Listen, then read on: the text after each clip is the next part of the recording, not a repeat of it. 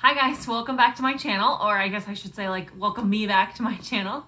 I feel like I've been MIA for the last few months with everything that's going on with quarantine, and just once you quit making videos, it's actually really hard to get back into it again.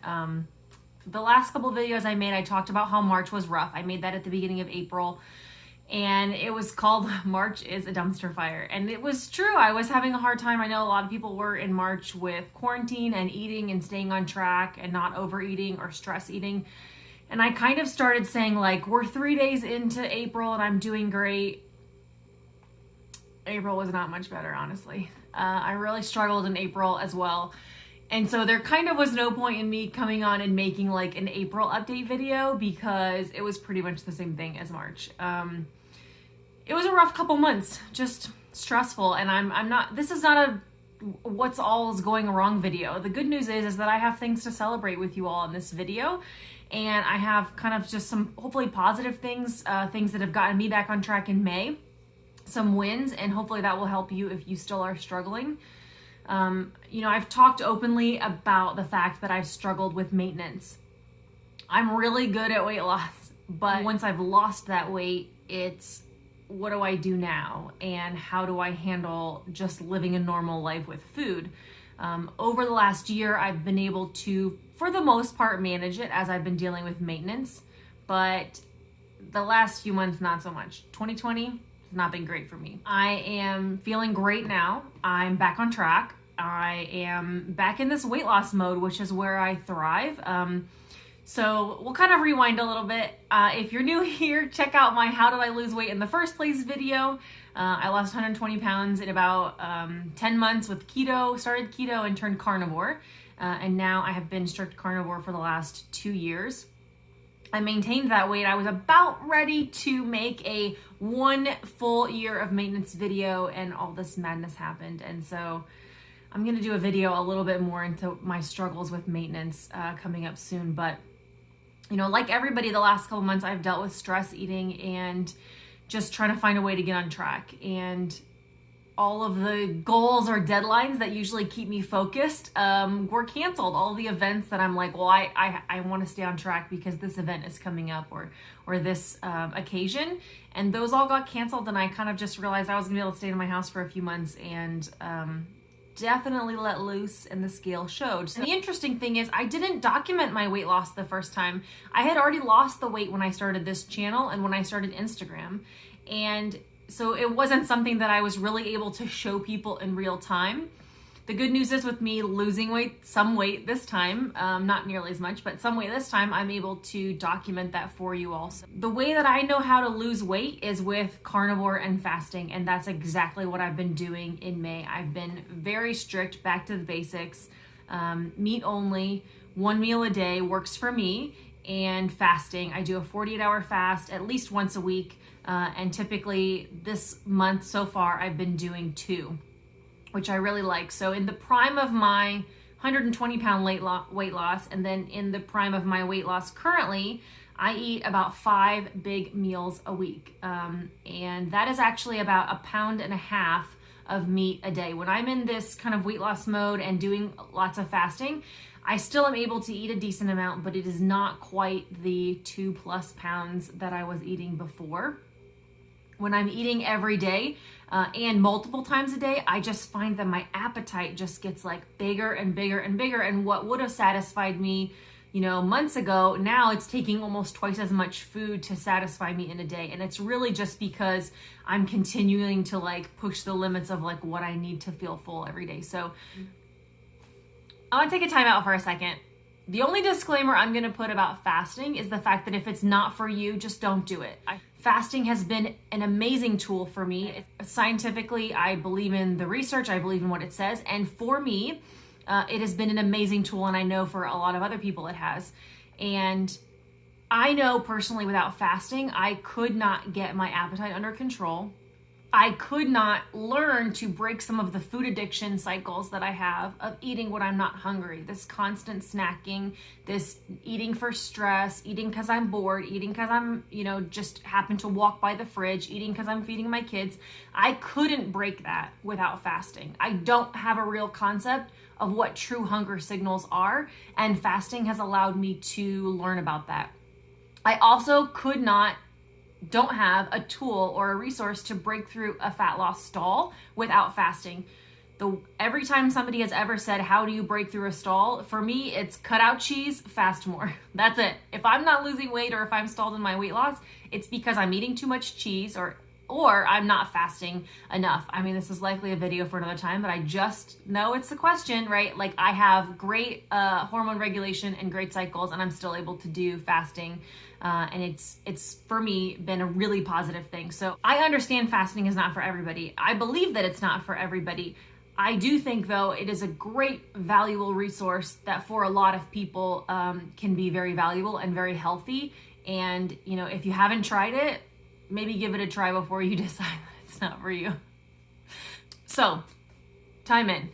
The point, it's so much more awkward to sit here and talk to the camera when you haven't done it in a while, I'm not gonna lie. It's a lot harder to get back in the groove of things. So May, I have been doing 1 meal a day, beef only. If I have been eating some cheese, some dairy, it has only been when it's during the context of my meal. I think a couple times I got burger patties at a restaurant or at a drive-thru and had them put cheese on it. And then I went to Fogo de Chao, is the restaurants and things are open here, which is amazing. So I went to Fogo de Chao twice this week and had they do pieces of this grilled cheese. It's just cheese that he put on the grill for my little, dessert. And so other than that, as long as the cheese is really in the context of my meal, it's not a problem. 2 ounces of cheese for a dessert from a meal is not my problem. It's when I eat an entire bag of string cheese in a day, right? I think I talked about that in a previous video. In the context of all this, right, I've lost like 12 pounds this month so far. I hate actually putting a number on things because where you are in your journey and what's going on with you and your entire health has so much more to do with fat loss and the rate of your fat loss. I kind of don't answer the question usually of how much did you lose in your first weight of carnivore, because really what people are asking is how much should I lose on my first month of carnivore? I don't know, actually. My first month of weight loss wasn't strict carnivore, so I don't know what you can expect. And I also don't have anywhere an understanding of what your picture of health would look like. Also, the weight that I'm losing right now is a lot of water weight and inflammation, and I'm not, I gained this pretty over the course of like 2 months for the most part. So what I'm losing is not going to be the same weight as if somebody who's been at a certain weight for years and is just trying to lose that or just getting started on losing that. So I'm very aware of the context of the number that I've given you. So please be aware of that and don't let that be something that you compare yourself to. The point is, I keep saying that. If you can't tell by my attitude in this video, like, I feel good. I mentally need a goal. I need a timeline. I need something to look forward to. I need structure. I need a system. And for me, that is 1 meal a day. As soon as I I stopped and started in March and April 15 times. I said, okay, tomorrow is just back on track, no snacking starting tomorrow, no. And it didn't work. And then all of a sudden something happened again and it just clicked. And I took 1 day of being perfect, being good, doing what I wanted to do and let that build. And then it was 2 days. And sometimes in March and April, I got 4 days in. And then next thing you know, in May, I just, all of a sudden, 4 days maybe. And then I would have 5 days when I would have a slip. And then I would have a week when I would have a slip. This time now we are 26 days into May. And I am 26 days into having no slips. And I'm feeling so good. The first 15 days sometimes are a fight. I mean, I can't tell you how many times I would just sit on the couch with Chris and just tell all I want is just to have a snack. All I want is food, but I'm not hungry. And it can be really stressful to try to push through that. Having some accountability for that helps for me. And, really just trying to look at the goals. And it's so hard to remind yourself in the moment that it's not worth it. But I think, as most of us know, it's not worth it. Just reminding yourself of that sometimes isn't enough, though. So in May, I have been able to have 0 snacking, stick to my 1 meal. I I think if you like 2 meals, that's great. With 2 meals a day, I tend to just eat 2 really big meals and not stop eating between them. So I have a much harder time eating 2 meals. If that's something that you like better and you're comfortable with, that's fantastic. That's how I feel about all of this. 1 meal, 2 meal, fasting, no fasting. If you feel good and you're getting the results that you want, continue doing what you're doing. But if you're not getting the results that you want, maybe it's time to try something new. Just my random thought for the day. I feel so much better when I'm eating on track. I actually have all of these workout goals for the last 3 months. None of that lasted more than about 5 days, but I have not let the fact that I'm not hitting all my exercise goals or doing all my home workouts or doing all these walks, which I'm not doing any of that. I haven't let that affect my food this time. It's just not because I don't work out today doesn't mean I need to let my food suffer as well. Not, especially if you're not working out, which I'm not. The food is the thing that can still continue to give you some weight loss and some focus in all of this. So maybe it's because, the state is opening up and things are feeling less chaotic in the real world and things are less stressful. Or maybe it's just that what I think is that the better my eating is and the more on track my eating is, the better I sleep, the better I feel emotionally. There's a big shame element that comes with that, with the snacking and with the eating off plan and with any of that. And it's so emotionally draining to try to fight yourself on that. Trust me, I've been doing it for, I want to say 2.5 months, but it's really been for 20 years. It makes me snappy with my husband. It makes me snappy with my kids. It makes me so much more stressful when I'm feeling shame and guilt at myself. And for me, that doesn't mean like, YOLO, don't feel shame and just eat whatever you want. It means that I have to work even harder on myself to be able to stay on track, because I know that in the moment, it might take away the stress to eat something that's off plan or eat something that's bad. But in reality, it's going to give me that shame spiral back again, or it's going to cause me to eat bad again the next day. Or, all right, well, it's Thursday and it's already been bad, so I might as well wait and start again on Monday. Or, well, it's April. What happened last month? No joke. It was like, well, it's April 24th. Like, might as well wait until May 1st again. Once I get back to my goal weight again, I actually don't know if my goal weight this time is the same as it was last time. I think maybe I had gotten too thin originally, and maybe 10 pounds higher than my lowest ever weight is better. We're gonna follow along and we'll see what happens. So this is where I am. I am 1 meal a day, about 5 meals a week. I am actually getting ready to start an extended fast. So I'm going to eat today for lunch, which is today's Tuesday. And then I'm not going to eat. The plan is to not eat again until Saturday. And maybe I'll do a post-fast video and kind of talk about like what I've done. As with all fast, I take things a day at a time. I see how I feel. I just go based on my body, but as long as you have body fat on your body, for me, I really don't get hungry, and I know that I have plenty of energy because my body is burning lots of stored fat.